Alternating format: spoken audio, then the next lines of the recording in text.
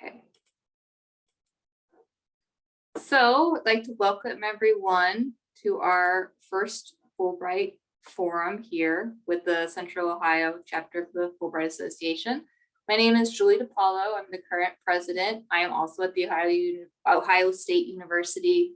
I'm not a professor. I work in the admissions department. I'm a systems analyst. But we're very excited to have 3 visiting scholars here tonight to share their stories with us and talk to us a little bit about their experiences as Fulbright Fellows or their research. We just wanted to give visiting scholars the opportunity to share some of their stories and tell us what they've been up to since they've been in the United States or from their experiences back home. With the pandemic and everything, it's been kind of difficult because we haven't really had the opportunity to meet people in person, and part of Fulbright is meeting people and having experiences. So we're hoping that having a forum will help, create some relationships. And then in the future, we're hoping in the spring, we'll be able to do something in person again, so we can actually get to meet people and have some fun and make friends. Okay. So let's go ahead and get started. Our general Julie? format. Yes. If I may recommend, since we're such a small group, maybe Yes. everyone could just take turns and we can introduce ourselves. Okay, yeah. We're a small group. But we may make it for a cozier gathering. All right. We'll have Joanna start then. Hi, everyone. My name is Joanna Kukielka-Blazer, and I am with the Ohio State University Office of International Affairs. I am the director for the Fulbright Scholar and Fulbright Hays programs, and I'm thrilled to see everyone. Okay, Ratna, why don't you go next? Oh, hi everyone. I'm Ratna. I am now in Ohio University. I'm a second-year PhD student. I'm taking journalism at EW Scripps School of Journalism, and I'm taking Dr. Rosen's class. Great. We'll have Mohammed go next. My name is Mohammed Jabot. I'm from Afghanistan, studying Master of Public Health, Veterinary Public Health in the Ohio State University, Columbus. And I'm a first-year student. Thank you. Thanks. And then we'll have Uma. Hi, I'm Uma Bangal, and I'm a Fulbright Nehru Research Fellow at Kenyon College in Gambia, Ohio. So those are our 3 presenters who have just introduced themselves. Thank you. And then we'll have Peter. Peter, you're muted. I'm Peter Rutkoff. I'm a colleague of Uma's, also at Kenyon. And we've known each other on and off. She's been here 3 times, I think. And I had wonderful Fulbright experiences on Cyprus, a beautiful island in the Mediterranean where nobody likes each other. Excellent. Thank you, Peter. Let's have Matt go next. Hi, everyone. I'm Matt Rosen. I'm a cultural anthropologist, assistant professor at Ohio University. I am a new member of the Central Ohio chapter of the Fulbright Association. And I was previously also a Fulbright Nehru scholar. I did my Fulbright in India. And my recent research is in a small country, kind of on the Mediterranean, Albania. So I have lots of different connections, including to Ratna, who is a wonderful student in my media anthropology class. And I'm very excited to hear more about her experience in journalism. Thank you. Thanks. All right. Huime, would you like to introduce yourself again?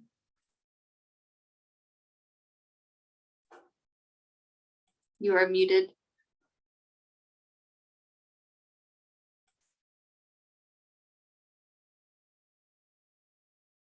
Huime, you're muted. Okay. Yeah, There we I go. got you. Perfect. Yeah, I am Huimei Liu. I'm from Taiwan. I got my PhD from North Carolina State University in statistics. So now I'm in Cincinnati University.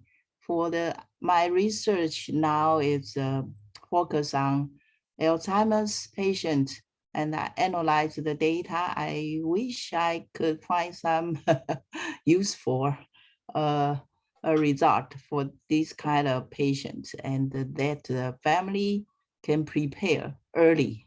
That's what I wish I can have a good result this year. Yeah, thank you. Great, thanks. Yenny? Thank you. I'm Yeni Rosana. I am also from Indonesia. I'm at this moment studying political science, second year at University of Cincinnati. Thank you. Thank you. And then we have Chia Sun. Hi, I'm Jia Xingying. I'm a current first year of doctoral student at the program of second foreign and multilingual language education. I'm also from Taiwan, and it's my great honor to join the Fulbright meeting here. Currently, my scholarly interests are in multimodal literary practice, multilingual learners writing practice, also identity construction. Thank you. Thanks. And last but not least, I believe we have Manchol. How's my Korean pronunciation? I took Korean once, a long time ago. I was surprised at how amazing how correct your Korean pronunciation. Tried really, really hard. It's really hard to remember sometimes. So in many cases, people are able to say ban, but people experience difficulty in pronouncing chur. But yeah, your pronunciation was great. Yeah. Thank you. So if I introduce myself again, I'm an associate professor at a university in Korea, Jungang University, which is located in Seoul, Korea. So if you are interested in Korean culture, or if you are interested in Korean pop stars, Korean drama, you may ask anything about me. And here in Columbus, Ohio, I really enjoy my time at the Ohio State University, having discussions with the faculty members and some students. So thank you. Excellent. Thank you. All right. So let's go ahead. I think we got everybody. Let's go ahead and get started. We are going to start tonight with Ratna Ariyanti's presentation. I'm going to do her screen share. Can everyone see the presentation? Yes. Excellent. Okay. Thank you, Julie. Okay. Myself.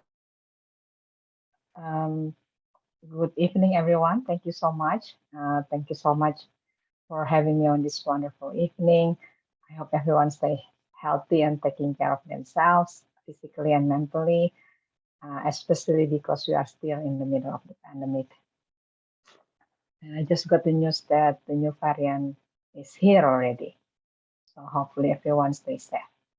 So Julie has sent the speakers a very lovely reminder prior to this event, and said that bearing in mind that this is a fairly informal event, so I'm trying to limit myself for citing different studies or journals. I'm also tired because this is like approaching the end of the semester, so no more like academic stuff. So I'm trying to be more casual.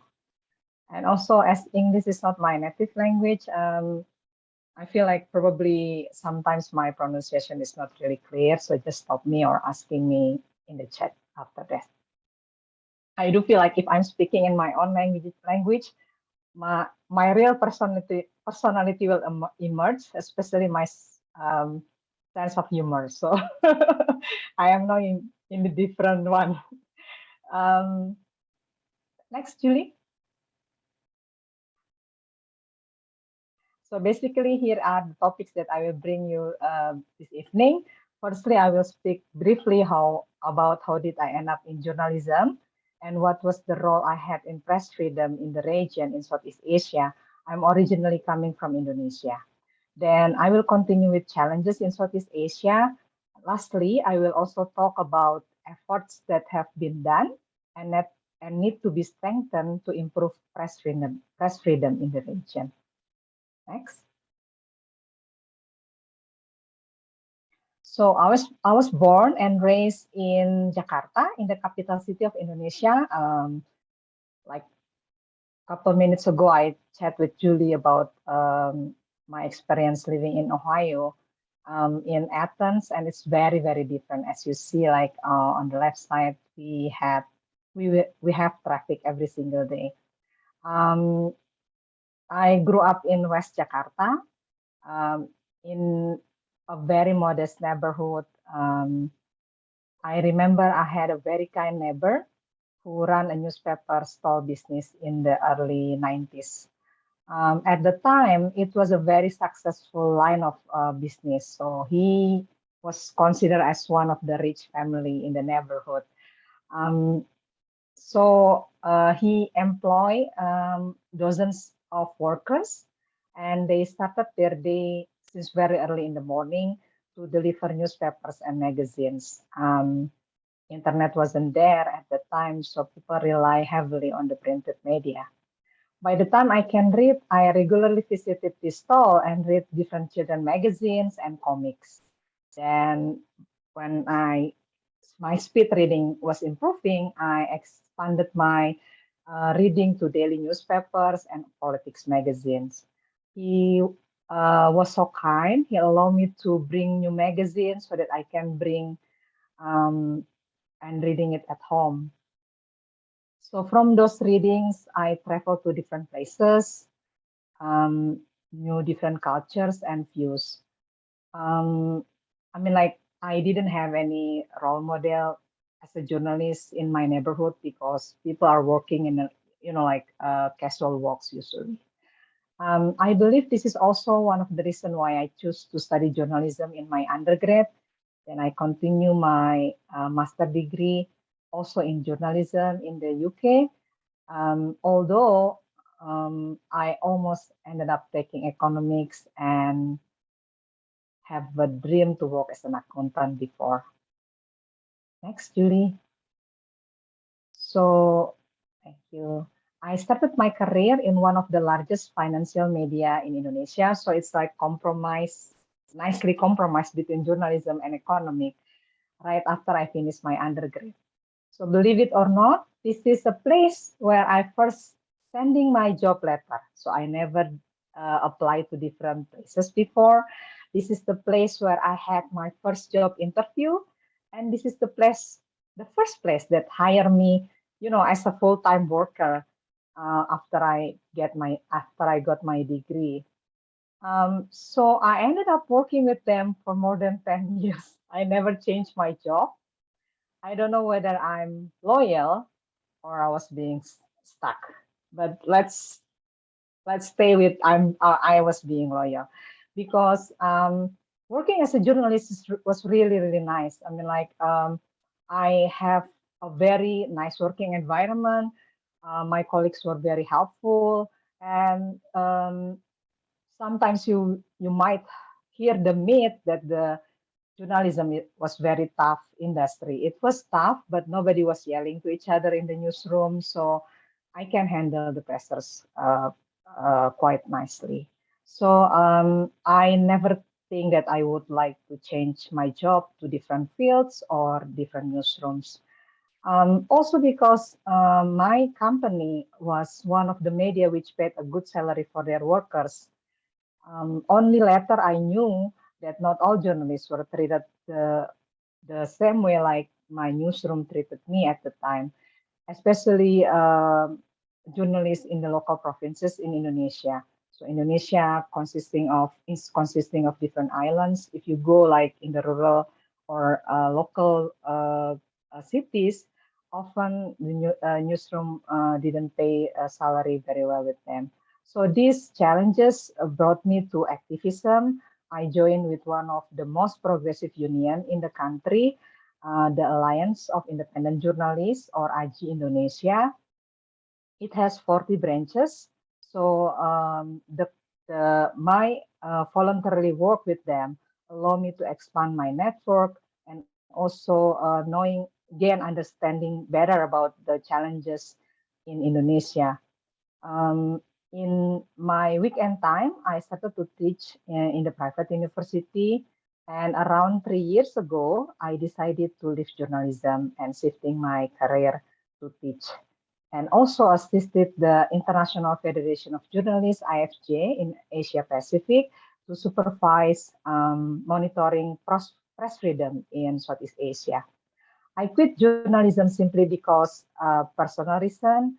My mother is getting old, and I wanted to spend more time with her.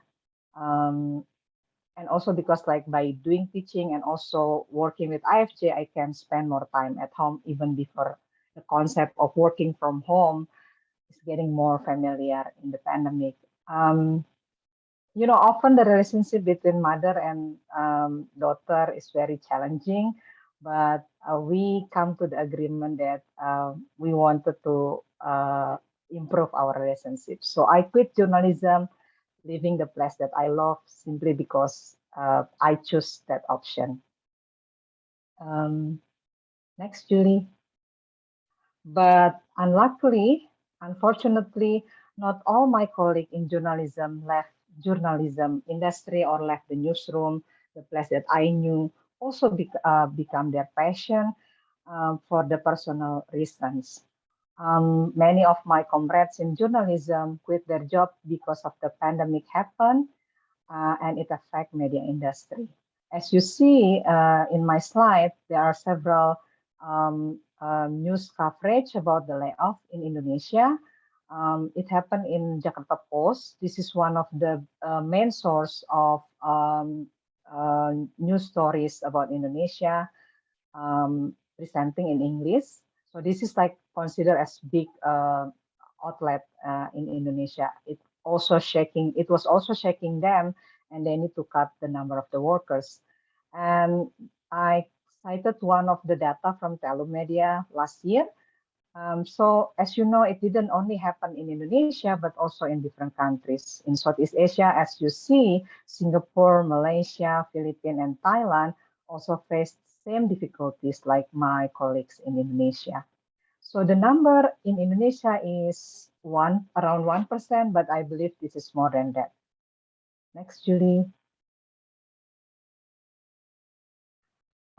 So where did they live after the journalism? They went all over the place, like shifting their jobs to PR industry. And also, I do have a friend who's opening the food stall,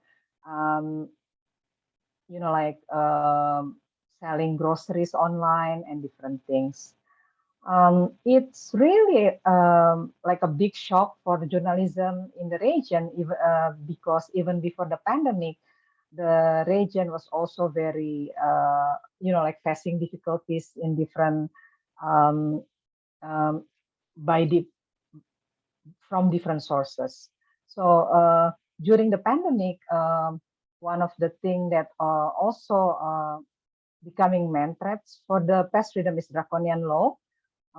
So as we see, like in several countries, like in Malaysia, they have fake news ordinance, which made publishing false information related to COVID-19 can bring you to jail for 3 years. It also happened in Singapore and other countries as well. The government also used the pandemic as an excuse to limit the press coverage. In Malaysia last year, there were only few media can access the parliament building during the opening of the parliament. Similar situation also happening in the Philippines. And another challenge is self-censorship. It happened mostly in Thailand, for instance, although it's also happened in different countries. So we can see this in Thailand, which still has a very strict lèse majesté law. So you cannot say bad things to the monarchy. So anyone who criticizes the king, the queen, can end up being in the jail for up to 15 years. Also, violence against journalists, physically and online. Lately, I have seen the increasing trend of online harassment, including gender-based violence against female journalists in the region. Women journalists receive death and rape threats and also bullying. This is what happened to one of the Nobel Peace Prize winner for 2021, Maria Ressa, with her independent media, Rappler in the Philippines. In the region, we also see misinformation spread very fast daily in the different platforms of social media and also instant messaging. And it's very challenging because it can also affect the trust of the people to news media outlets. Next. I don't want to bring all of us to the dark tunnel because I know even in the pandemic, we have seen great efforts encourage our faith in humanity. So these are the examples of the light in the tunnel. So we don't really need to wait at the end of the tunnel because I have seen several efforts have been done in the region. One of them is good quality journalism outlets starting to emerge. There are several new media outlets, including in Indonesia. They call it Project Multatuli. It's a very slow journalism, very long investigative stories using different business model, including donation and subscription. So I do really have a high hope for this, new business model. And in Thailand, I'm familiar with some, including Prachatai. This is a very good source for everyone when they want to know independent coverage in Thailand. In the Philippines, I have mentioned Rappler, but they also have Vera Files, which is doing verification and debunking misinformation on a daily basis. Cambodia also has Cambodian Journalist Alliance, or they call it Cambodia, which is just launched last year, and they started to have different activities to improve press freedom in Cambodia. In addition to that, I also see expanding solidarity among different organizations and also journalists in the region is also increasing, and collaboration between newsrooms are also expanding. This is one of my research interests. This is also what brings me to get a Fulbright, because I have a very great interest in collaboration. I initiated Indonesia Leaks and also fact-checking collaboration in the newsroom before I left to the US. So I believe we are going to see more and more collaboration. And lastly, I also see there are a lot of great efforts for media literacy training, which were being done by different organizations, including nonprofit organizations and also universities, to develop knowledge to regular citizens, how to find true information, how to fact things that they have seen in the social media. So I believe I do have a great hope, because when I finish my study here in the US, I'm going to go back and starting to work with them again. So this is my end of presentation. I'm very happy to and have to have questions for you and answers. Thank you so much. Thank you. We're going to do questions at the end. So if you do have any questions for Ratna, you can feel free to put them in the chat now, or you can wait until the end and ask them in person. But thank you so much for your very nice talk. We are going to move on now to Mohammed. Okay, thank you. Good evening, all. So first of all, can you hear me clearly? Okay, so again, a brief introduction. This is Mohammad Jaheed. I'm from Afghanistan. I'm graduated from Veterinary Science Faculty of Herat University, Afghanistan in 2013. Soon after my graduation, I started working with international and national organizations, putting into practice what I had learned from the technical content of my undergrad course and gaining new knowledge and experience. I have had the distinct privilege to start my professional career with the Colorado State University through a US Department of Defense funded project named Kashmir Supply Chain Project in Afghanistan. I had been working there as the farm and animal health coordinator, and the goal was to improve the Kashmiri goat breeds of Afghanistan. This indeed had been a great springboard for me, and that drastically impacted my professional career as a DVM, Doctor of Veterinary Medicine, as I had the opportunity to not only expand on my professional capacity and career knowledge, but also to learn and explore rural lives, living status, challenges, and how to utilize and how to identify and utilize resources as potential ways forward. In addition, I work with a national project called Coordination of Afghan Relief, or COAR, as the livestock program officer, targeting the ultra poor households in Afghanistan and improving their livelihood. And I successfully combined what I had learned from the CSU with the best practices of this national project.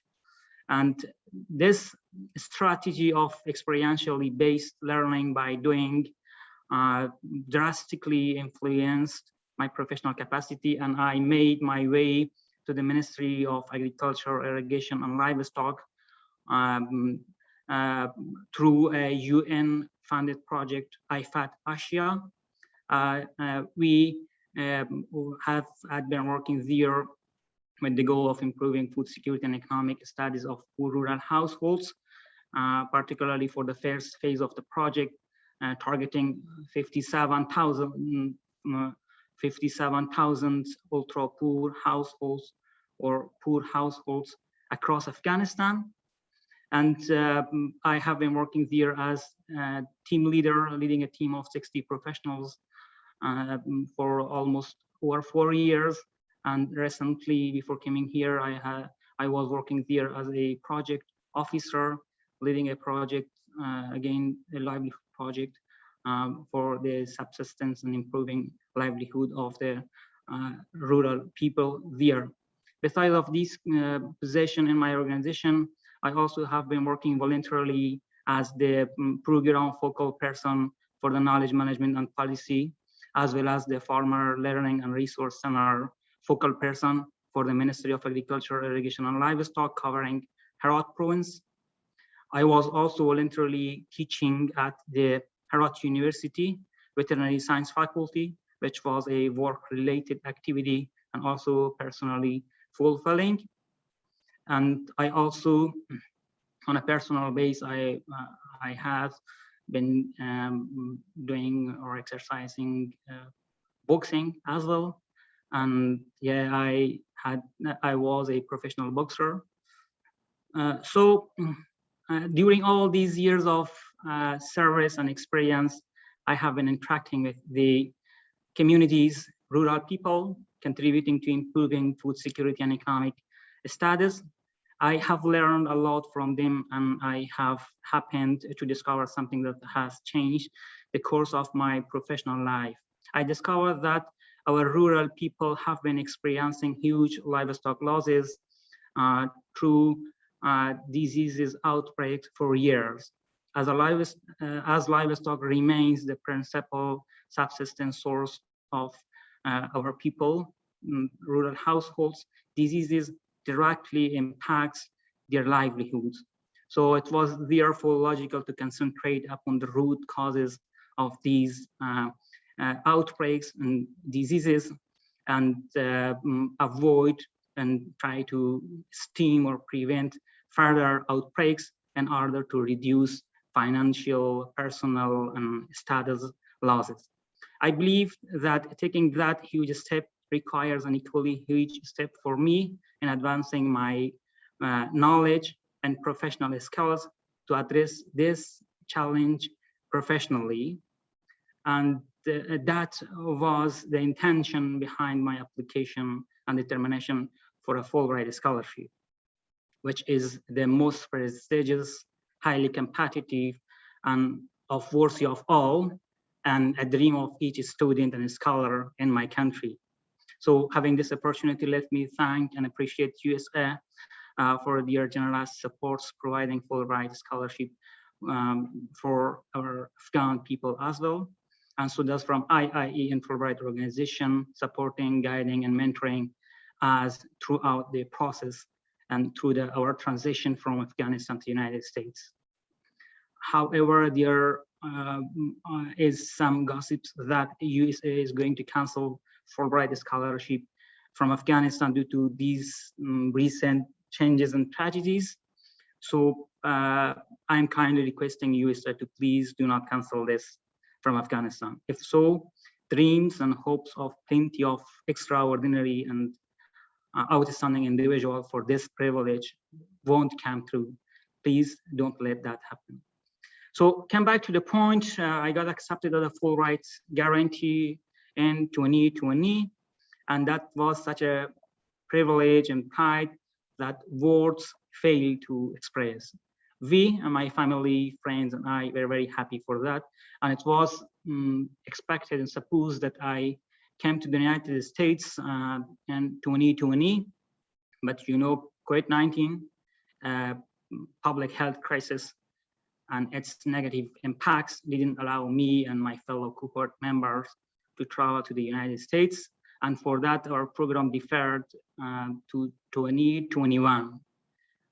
When and where a humanitarian crisis was about to happen in my country. And no one knew and expected that.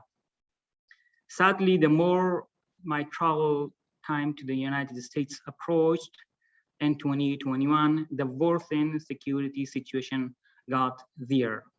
Taliban had dramatic progress, taking over the cities and provinces day by day. At that time, Taliban had taken all over the Herat province where I was living, except only two districts in Jil and Guzara, that they were not fully fallen under the Taliban. The situation was getting worse day by day, and ultimately it compelled me to flee from Herat to Kabul 10 days earlier than my expected travel date. That potential time that I left from office to spend with my family. And while it was only 8 months past from my marriage. By the time I left Herat collapsed 1 day or 2 days after my travel from Herat collapsed completely. Borders, flights, land routes, and everything got closed and stopped. My family were in an utmost horrific situation, and I was not a thing. Even at a point in time, I decided to cancel my Fulbright scholarship and return back to home because of all those sad stories and tragic stories that I was hearing, that what are they doing with families, with wives, with others, with women. I was about to cancel Fulbright and return back to home to be with my family there and to suffer what they are suffering. But my family, particularly my mother, didn't allow me to return. She said that the Fulbright has been a dream for all of us, and it took you over 2 years to obtain it. You struggled a lot to obtain it. So you must not return back, and you must leave the country toward your dreams, toward our dreams. And what we want you is to only keep us and the nation in your prayers. Just go. So I stayed 10 days in Kabul and left the country toward the USA in August 10th. Soon after my travel to the United States from Kabul and the whole country collapsed. And the humanitarian crisis, glooms and anxiety took all over the country. And amidst all those uncertainties and tragedies, I arrived in the United States. I was shocked, uncertain, and deeply concerned about my family life in Afghanistan. I didn't feel proud anymore. I didn't feel accomplished anymore. All I felt was my family life and their well-being. And I felt that I would be with them in this time and did something for them. But yeah, it was unfortunately that I couldn't do anything. So this uncertain circumstances and mixed feelings negatively impacted my academic progress. And I received 2 warnings from poor performance in exams. So what a horrific, stressful, and challenging situation it is. Yeah, amidst all these uncertainties and headaches and worrying and concerning that you have for your families. Here you are receiving warnings that if you do not perform better, you will be dismissed, you will be put on probation, something like this, like that. So very challenging situation. It was very hard for me to offset between hours spent to meet academic expectations, assignments, projects, and also exams, and also the hours meant to be spent with my family, talking with them to alleviate them, to reduce their tensions and stresses, to prevent them from getting chronic depression. Lack of concentration, sleeplessness, headache, depression, stress, and anxiety were dominant in my life and my appearance. I remember one night, it was 2 a.m. and I was still struggling with sleeplessness and huge bombardment of negative thoughts and feelings about my family life here, my poor academic performance here, and an uncertain, dark, and vague future. I was thinking, yeah, I have left my family amidst a horrific situation, amidst war. Everything may happen for them. Their lives is not guaranteed. I left them and came here. I'm here struggling a lot. I study a lot, but when it comes to exam and something like this, I do not have any concentration because all my thoughts and thinking are there. I have a sleeplessness. I can't concentrate and focus. So besides of all these, I was thinking that what will be my future? What will be all the goals and dreams that I had set? What will be happen for them? I cannot go to to my country. I may not be able to go to the country. If I go, they may kill me, and I cannot go there, and my family cannot come here. What will happen? So lots of uncertainties and lots of headaches. At that time that I was utterly depressed, hopeless, and about to give up, I was really about to give up. Something whispered in my heart, La taqnatu min rahmatullah. Do not despair from mercy of Allah. Innamal usri yusra. Indeed, with hardship is ease. These verses of Holy Quran brought a revolution in my heart and my mind, and ignited hopes and motivations inside. Believing that Allah may have better plan for me, for us, as well as knowing the reward and fulfillment one may receive by struggling and combating with hardship and still continuing, do not giving up, I started to change my attitude, find purpose for my life here, and so that thing for the big dreams I had set and I have come for here. I also started to remind some specific lessons that I had learned from reading some leadership books, particularly The Man's Searching for Meaning from Viktor Frankl. There are some very good lessons. One lesson about that is the power of purpose. Power of purpose. When we have a purpose for our life, everything will be changed. So purpose has a very great impact on the way we live, motivation, inspiration, about everything. Also, I was thinking about the books I read from Simon Sinek, Start with Why, Find Your Why, all about the goals and about purpose of life, as well as from Brian Tracy, Create Your Own Future, that he recommends almost 24 lessons that if we follow them and act upon them, we can create our desired future. It says one of those lessons, dream big, set goals, and take action.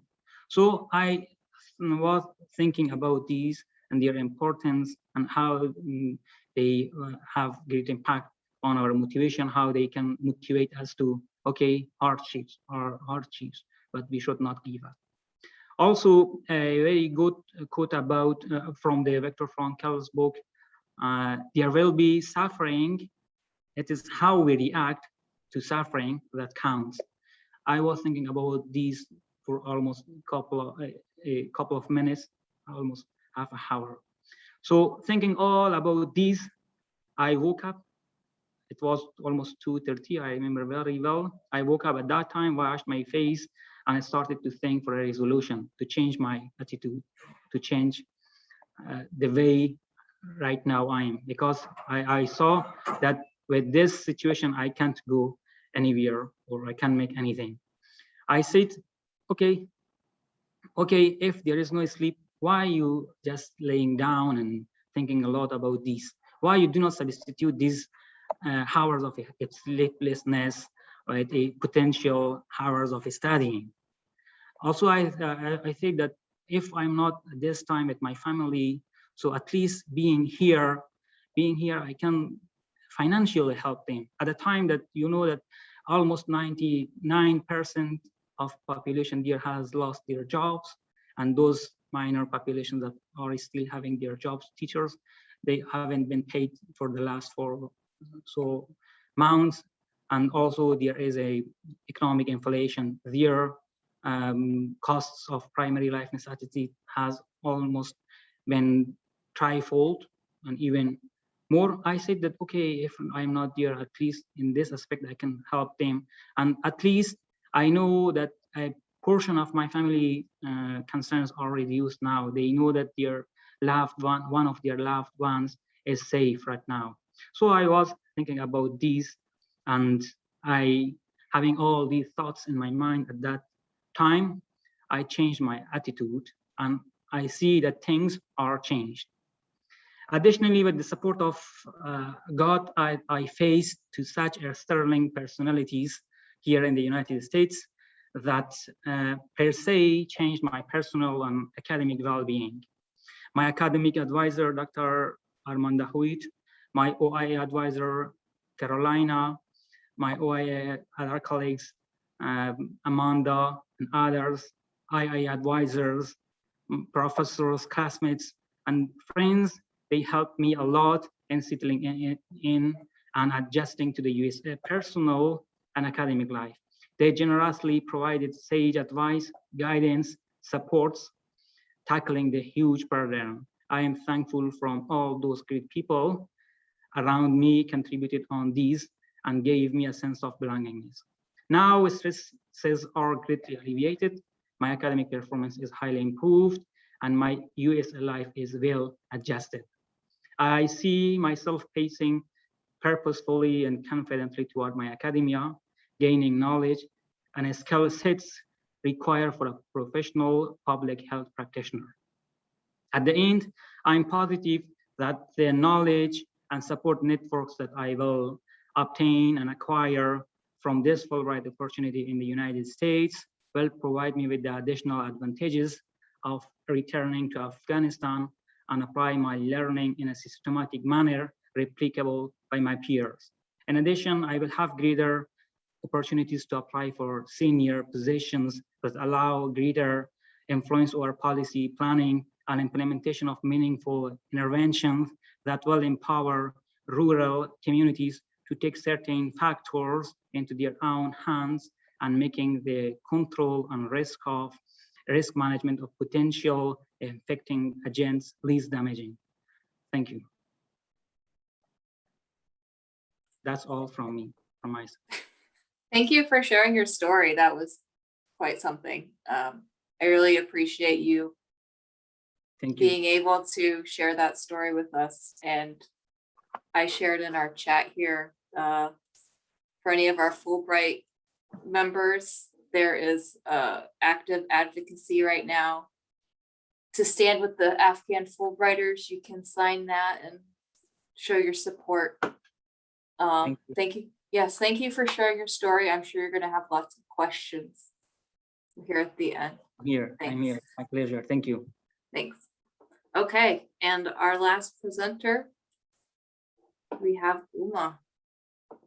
Thank you, Julie, and thank you, Ratna and Mohammed, for sharing your stories. I think I have some common aspects with Ratna's journey, and I can't even begin to hope to understand what Mohammed has been going through and how he's coping, and prayers. And, you know, I'm really impressed with the way you've managed to bounce back and found purpose.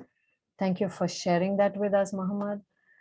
Well, I'm just going to try and share my journey as a Fulbrighter.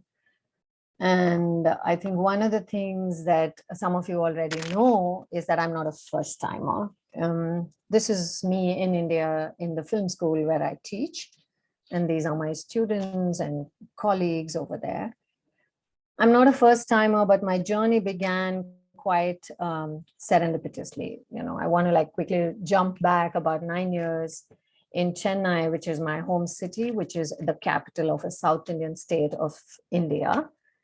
And there was a Women's Day celebration at the Consul General's house, the US Consul General's house, and she had invited some of us to have a little get together.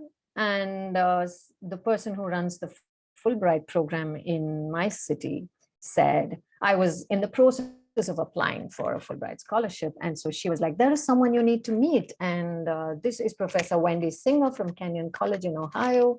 And she is doing something similar to what you are doing. So at that time, I had moved from, I started out as a journalist and then moved to teaching and then also continued my journalism and became also a documentary filmmaker. And that was a time when I was working on the oral histories of women in public life.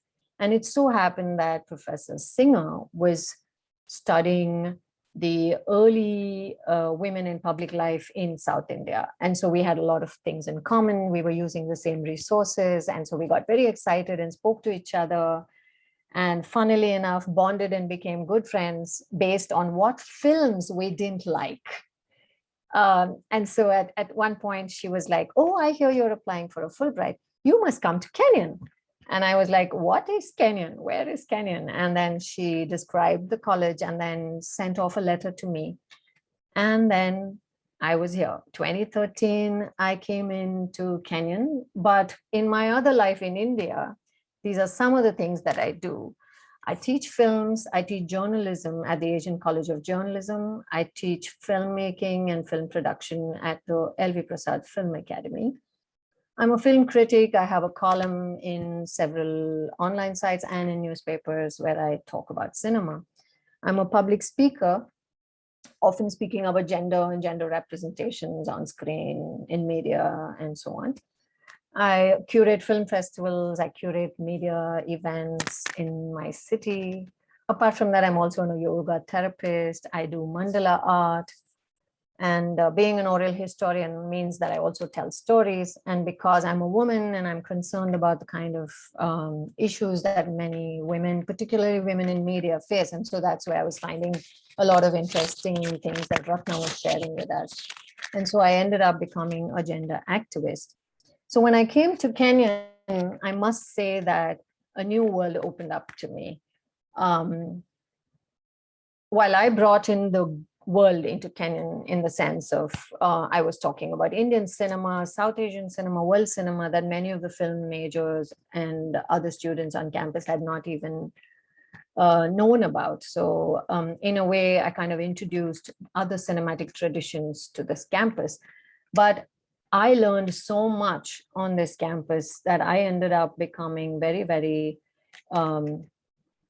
academically more inclined, because when you're making films and when you're writing, your academics is just limited. But then when I came to Kenyon, the pedagogy, the kind of focus on pedagogy and the interdisciplinary and very, very supportive structure of the community, the teaching community here, helped me to develop several new perspectives to teaching and learning. And so I ended up creating a community engaged learning syllabus where my documentary class would work on local history and make archival films. I built a curriculum on rural resilience with an interdisciplinary team where we ended up also learning about how we need to get back in touch with the land and what are the various alternative farming technologies used here. How does the farm to fork kind of thing work? And I was trying to find parallels with the organic farming movement in India. And so there was a lot of things that was happening in that course. I also created 2 public service announcements in collaboration with the chemistry department, which was a very interesting experience because these were science majors and film majors trying to find common ground and finding a way to make these films. And they were about ethanol and tobacco for high school students in Ohio, in Knox County. I also developed a community engaged learning syllabus for a gender studies and film course where we ended up working the entire semester with a shelter for survivors of domestic violence. And we made a couple of films for them. And so in a way, it was very deeply satisfying to have had this experience at Kenyon.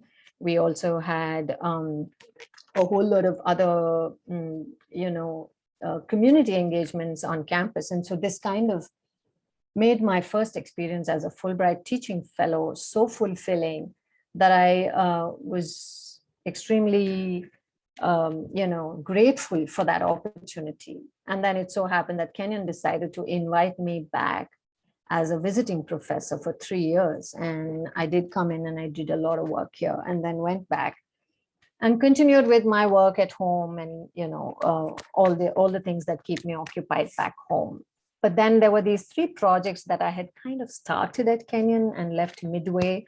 And so I decided to apply for a second Fulbright, this time as a research fellow. And this time around, some of the things that I'm doing, I'm collaborating with a professor of film at Brooklyn College. Technically, I was not supposed to come to Kenyon or Ohio because I'd already done the Kenyon and Ohio thing. So I thought I'd apply for a Brooklyn College affiliation.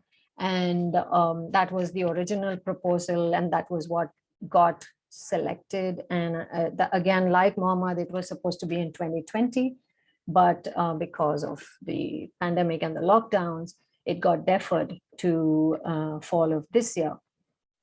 But because Brooklyn is not yet in-person, Fulbright Foundation and Nehru Foundation wanted me to move to another place where everything is in-person or at least hybrid. And here I am back at Kenyon. So where I'm doing a few guest lectures, a few film screenings and discussions, and I have amazing conversations on Middle Path, including with Peter, who incidentally had recommended that I speak in this forum.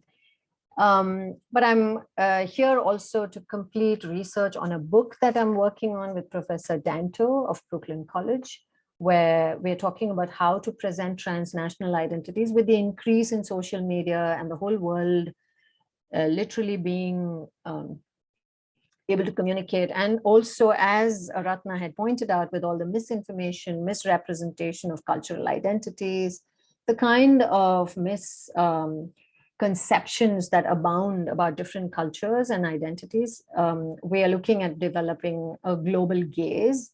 And we are also in the process of working on what we call reverse gaze projects, where we producers, directors, and filmmakers, particularly documentary filmmakers, will work with each other, and the crew is made up of a truly international collaborative crew that will bring in different perspectives while looking at identities, cultural identities, and transnational identities, and find ways not to misrepresent or not to create regressive stereotypes of specific cultural identities. And the 3 films that I began when I first came to Kenyon, I decided to find this time to finish them. So one of the films is about the women in an Amish family. And this was again, I'm terribly grateful to this family because usually the Amish are not very happy to be even photographed. And here was this family that decided that they could trust me to tell their story to the world. And so that is a project that's very close to my heart. I'm also working on another film, which is about a subculture within Ohio, which is about the chili heads of Ohio, centered around a gentleman who is known as the King of Chilies, and he has 99 chili Oscars. And so when I asked him, why don't you get the 100th? And he's like, let me give other people a chance to catch up. And so this man works in Columbus. And so I keep coming to Columbus to meet him, and we're making a film about that. And the third one is about a couple of priests who live in Peebles, Ohio, near Cincinnati. And they straddle multiple identities. One of them is working as a financial advisor during the day, but becomes a Hindu priest in the night. And the other one is probably going to be the first Hindu chaplain in the US Air Force. And so this is a very interesting kind of story for me to be working on. And that's what I'm doing this time around. So this is the couple that I'm going to making the film on, the Hindu priests. This is John, who makes some of the spiciest chili sauces and chili paste in the world. And that's the Amish family that we are filming. I take my job as a cultural ambassador very seriously. And so this time around, last time I did a lot of hosting and doing film festivals or hosting people during Indian festivals and so on. But this time I'm involving more and more student crews in all our projects.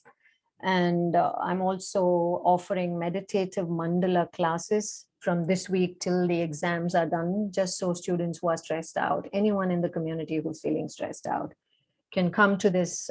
We have this wellness center on campus. And so we've created this space where they can come in and work with me, where I lead them in a meditation, and then we draw and color mandalas. So this is a very calming and therapeutic kind of practice that I bring here. And then we have senior citizens in the village that I have the pleasure of making friends with often as we walk along. It's a walking campus, so I end up meeting a lot of people on the way. And so a lot of senior citizens were talking about how with the pandemic, they had stopped going for in-person yoga classes, and they found the Zoom class is very difficult. And so we've kind of started a small space where we meet in one person's house, wear masks, and then do very gentle yoga. We're using chairs and so on, because these are really people who are struggling with joint pain and so on.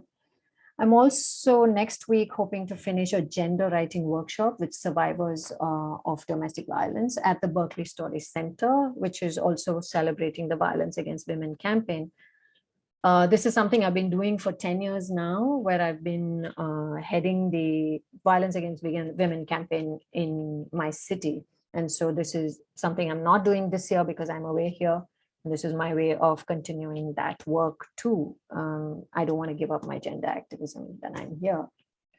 I'm also hoping to do some guest lectures in various places. So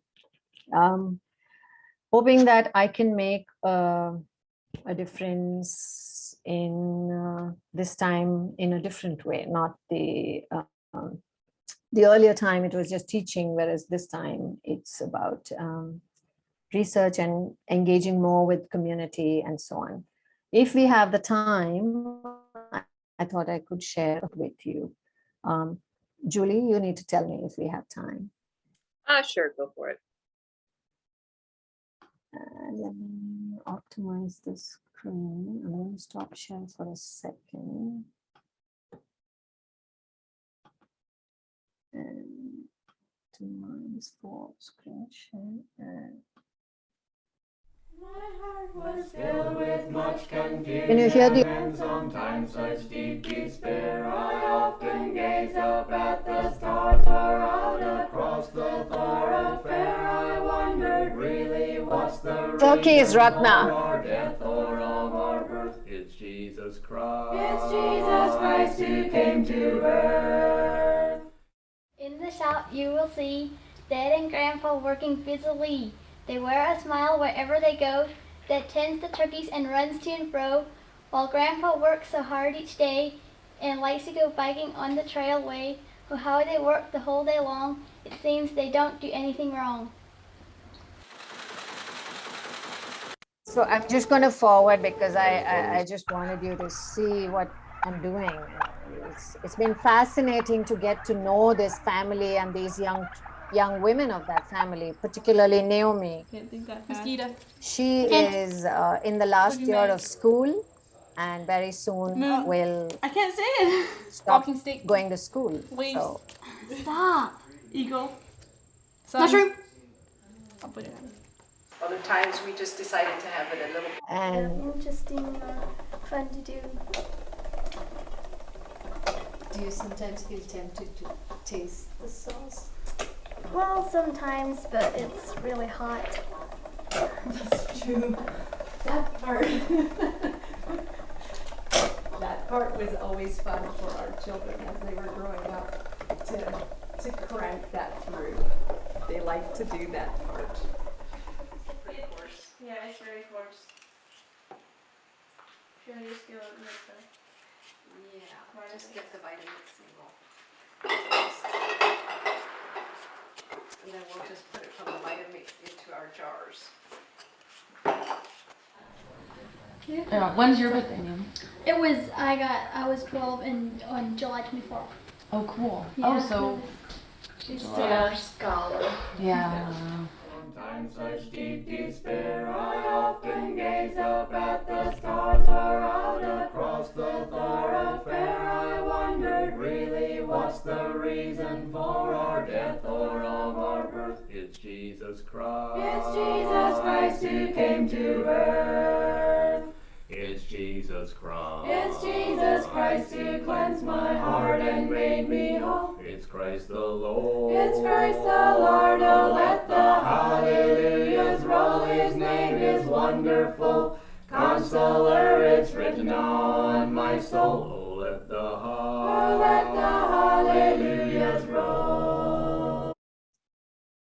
so this is just a little trailer that I've cut before I work on each woman in that family, and I've been trying to find out how they live their lives with so much faith and very simple, very contented lives. And sometimes I wonder if this is what we need in such times of crisis, as we're going through all these upheavals and the pandemic and all of us struggling with all kinds of issues. And here is this community that's and I can't forget what the patriarch of the family said when I first approached him. And he was talking about a lot of things, and he was asking about India and about family and all that. And he was like saying, oh, we have such shared values.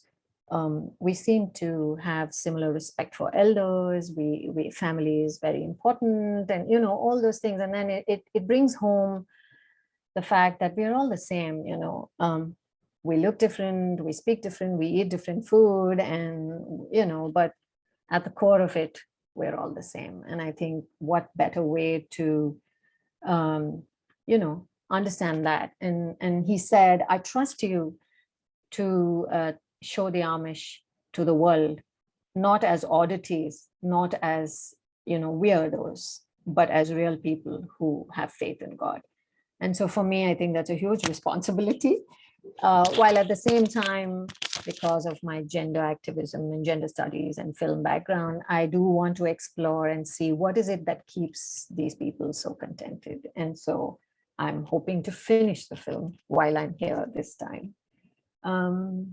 That's it, I guess. Thank you so much. All right, I'd like to thank all of our presenters for speaking today, and go ahead and open it up to questions. Feel free to unmute yourself or type something in the box if anyone has anything for any of our three presenters. So I'll go.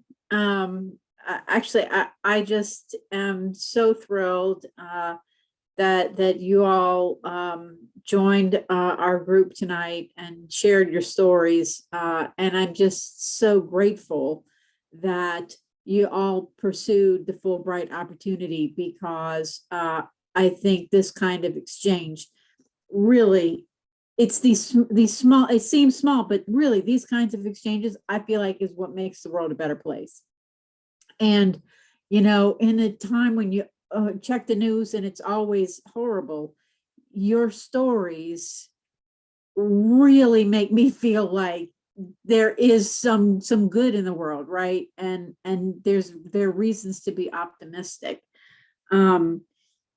So I guess my question, I mean, I've got tons of questions, but I'll start with Uma, just as the most recent one. So I'm Christine O'Malley, past chair of the Fulbright alumni group tonight, and I work at Ohio State. I am also the current chair of the President and Provost Council on Women at Ohio State. And so Uma, as a female filmmaker, I think that you bring a perspective, you know, to your work that maybe male filmmakers would not have. Do you feel like this Amish family would have been as open, you know, to a male filmmaker, or did it make a difference that, you know, they're being approached by a female filmmaker? I would agree with you because the mutual friend who introduced me to this family has known them for a long, long time, and he has been trying to coax them to pose for pictures, and they were like, no, you know, not very comfortable, even though they've known him for over 25 years. And the first time I went in, I didn't go in with the idea of making a film. Just like anybody else who comes into this space, right? You know, it's a very, it's almost like the heart of Amish country. And so when he said, would you like to meet these people? And I just went in only to meet them initially, just to get to know them. And, you know, I thought it was a wonderful opportunity to get to know a kind of subculture in this country, which you would otherwise not have the opportunity to get to know. And so, but then we just bonded as just that first meeting. I think the crucial thing was, interestingly enough, he felt I was very deferential to him, the patriarch of the family. He is a very old gentleman. And because he was speaking very softly, he was actually going through a difficult time. He had cancer, and so he was very soft spoken, so I couldn't hear him too well. And I just went and I squatted next to him on the floor, and I was talking to him. And then, you know, we were just chatting, and then he was like, how come you sat on the floor? And I was like, I didn't think twice about it, because that's how we are back home. You know, if there's an older person, we just sit near them, you know, and older people are given preference. It's not deference, but it's respect. And I think that was the kind of connection point. And he said that, and the way I asked the questions, like you said, perhaps he felt I was being non-judgmental and I was genuinely interested, and not just curious, but genuinely interested to get to know them. And I think that's why he felt comfortable enough. And so much after, when I went back on a couple of other visits, and then I said, what do you think, Robert? Do you think I can, you know, take some pictures and make a little film about your family? And then he was like, if ever somebody had to tell the story, I would trust you. And then I was very surprised, because it's not just that they allowed me to film, but they allowed me to film the women and the children alone. Nobody was there to supervise or see what kind of questions I was going to ask. And, you know, they were very open, very welcoming. And I've had some amazing friendship with them. We're still very good friends. I mean, I go to their house every time I come here. Every 2-3 weeks, I just go. There's nothing to do with filming. We're just friends visiting. And I think that bonding really makes a big difference. And I agree. I don't think they would have felt as comfortable with a male filmmaker, because I have a way of not barging into their space. I don't take ownership of the space. I respect their space and let them allow me and say, you're welcome, you can come in. You know, I don't go in unless they're comfortable with me in their space. And I think it's also the camera itself is very unobtrusive. I try not to, you know, push the camera there. I just place it somewhere, and then I have a conversation with them. So they're barely aware of the camera sometimes. And it's really quite cute because they wanted to, the father of Naomi asked me, can I have a copy of this? And when they saw this, they were so excited. I took my little laptop, placed it on their table and played this for them. And they were like, oh, wow, look, there's Naomi. Look, there's Sarah, and because they've never really seen themselves on a screen. And it was fascinating for me to see that and how we take media so much for granted. And here's this community that's had a perfectly fine life without being exposed to this. And sometimes, after what Ratna was telling us, we're not even sure we are blessed, they're far more blessed. And he still asks me, can I have a copy? And I keep thinking in my head, I can give you a copy, but where are you going to watch it?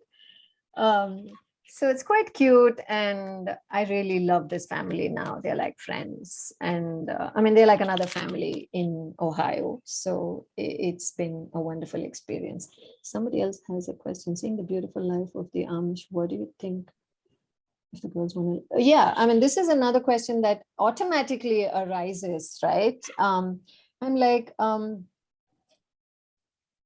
I've begun to question a lot of the kind of feminist principles we all tend to take to heart when we get into gender activism.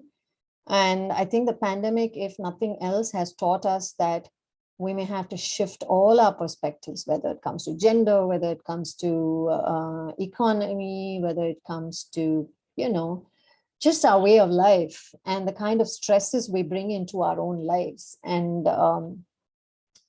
in a way, I think it made me question many things in my own mind, and whether feminism can be applied as one broad brushstrokes across cultures. And I think this is something we all grapple with back home, because sometimes we realize that we've just taken some notions from Western feminism and then blindly apply it in other cultures. And so in a way, I decided I'd step back from that. I'll be a woman, but I won't be a gender activist when I'm making this film, because their gentleness and their own acceptance of everybody else made me feel that I need to accept them and not stand there as a gender activist. I'm just someone who's just there to tell their story and respect their story and respect their beliefs and their faith, and not ask them questions, or not ask them judgmental questions like, don't you want to have a career? Don't you want to do this? Don't you want? They're perfectly happy. Who am I to go and disturb their life and their strength, And they look so happy as opposed to many of us. So in a way, it's beginning to impact me and my own outlook. And I think I've become a lot more family oriented, a lot more grounded after getting to know this family. So I think we have a lot to learn from the Amish in a way. So that's my experience.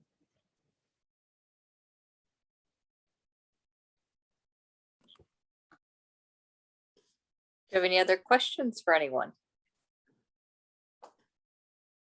Yeah, I have a question for Mohammed. There we go.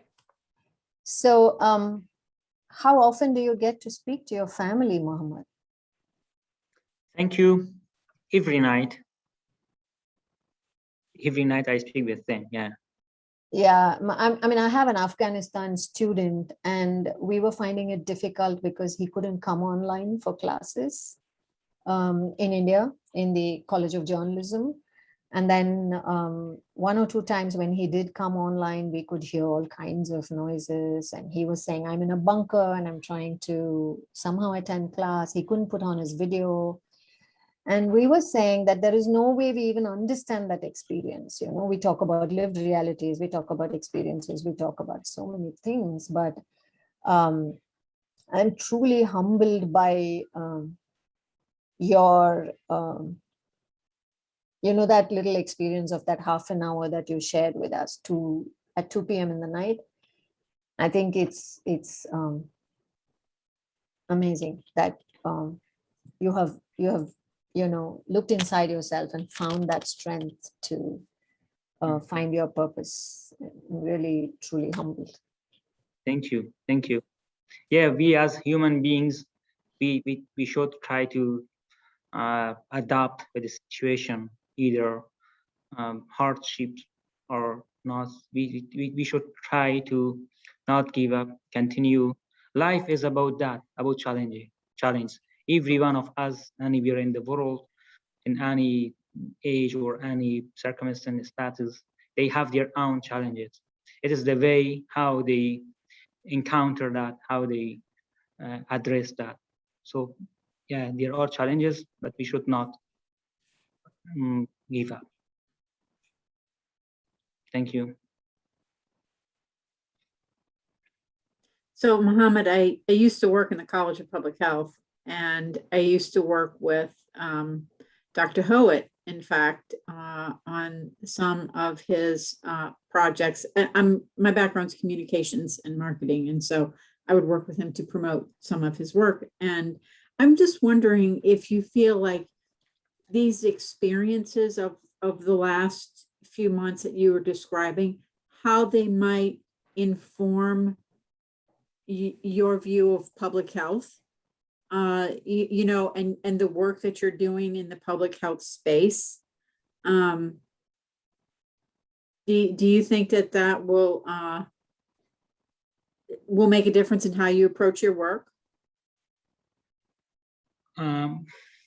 Dr. Huit, yeah, he's my advisor, academic advisor here.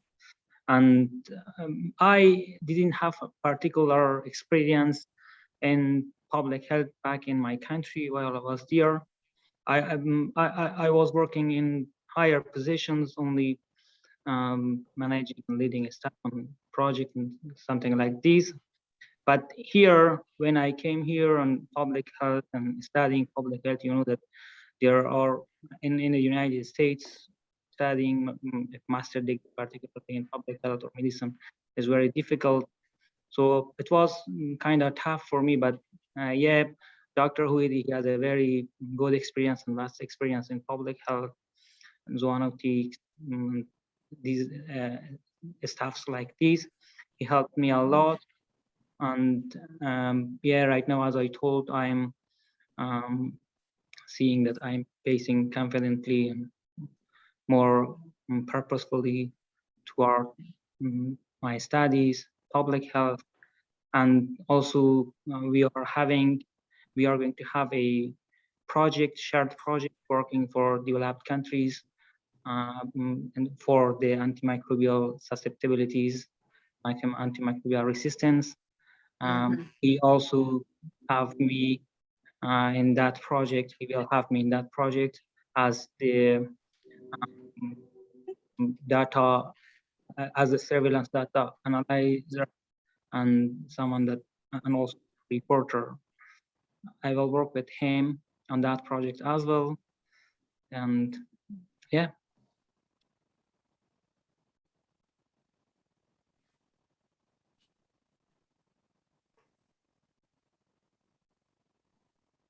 I do have one more question. Is that okay? I know I feel like monopolizing all the questions. Go for it.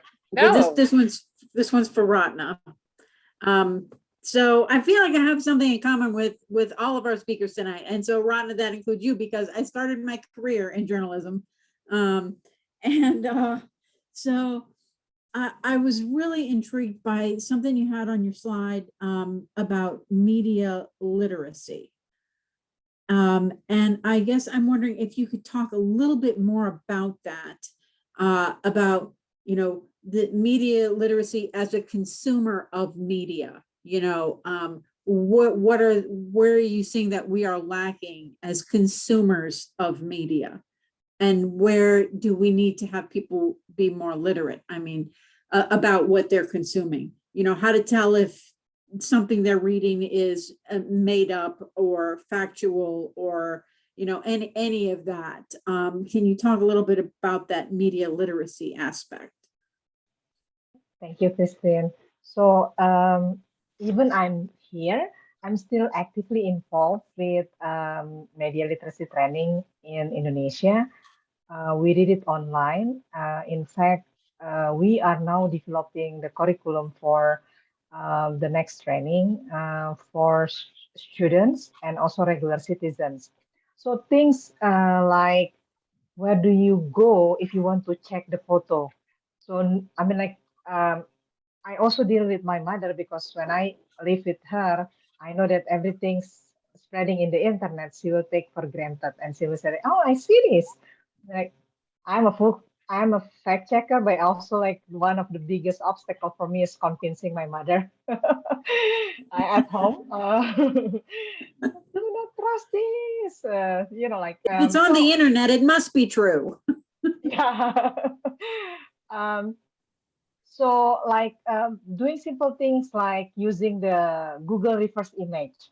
How do you but trying to speak in a very simple language. So we also like having a collaboration with in Indonesia. It's really common to have a like leader in local neighborhood, small villages, things like that. So we try to have these trainings with like not really informal environment, and also building the like flyers and things like digital ones so that we can spread in the WhatsApp groups, because WhatsApp is a big thing in Indonesia. Yeah. But it's also one of the main challenge because it's very, like not easy, but it's it's a bit doable and manageable if you want to fact check things in the internet, because it's a public space. You will refer to different websites, and also you can see the changing if they fabricate photos or pictures or videos. Um, but in WhatsApp, it's very private.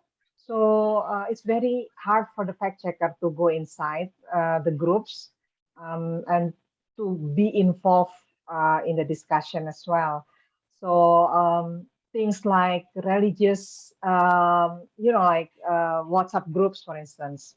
And we have seen it's also the same like here in the US, where they have a debate about vaccine, whether it's halal, because Indonesia is like 95% of the population is Muslim. So I'm still actively involved in that. And we also expand the curriculum to students. So we have so many universities nowadays which already integrate digital fact checking into their curriculum.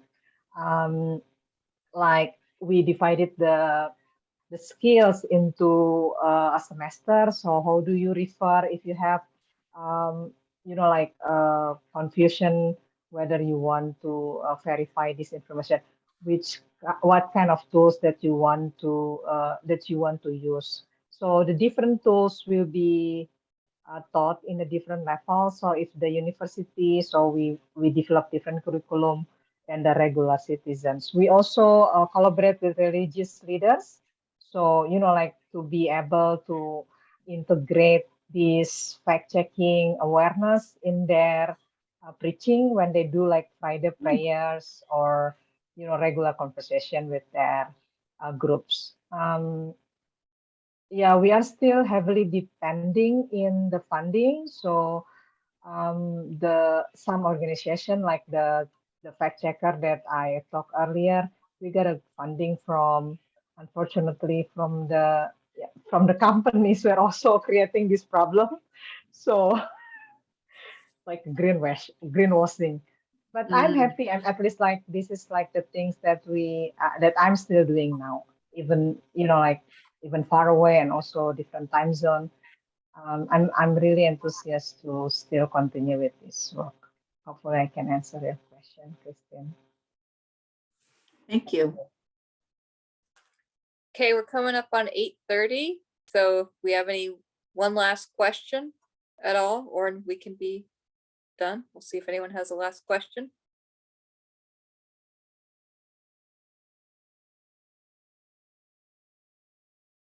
Excellent. All right.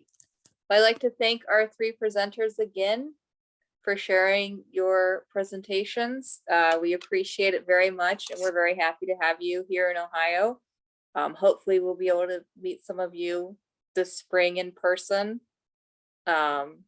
That would be fantastic. I'm hoping for in person. Yes, I'm hoping for something in person. And thanks everyone who came to watch. I hope you learned something and enjoyed getting to know some of our presenters more. And we hope to see you sometime in the future as well. So everyone have a good evening and thanks for coming. Thank you so much. Thank you so much.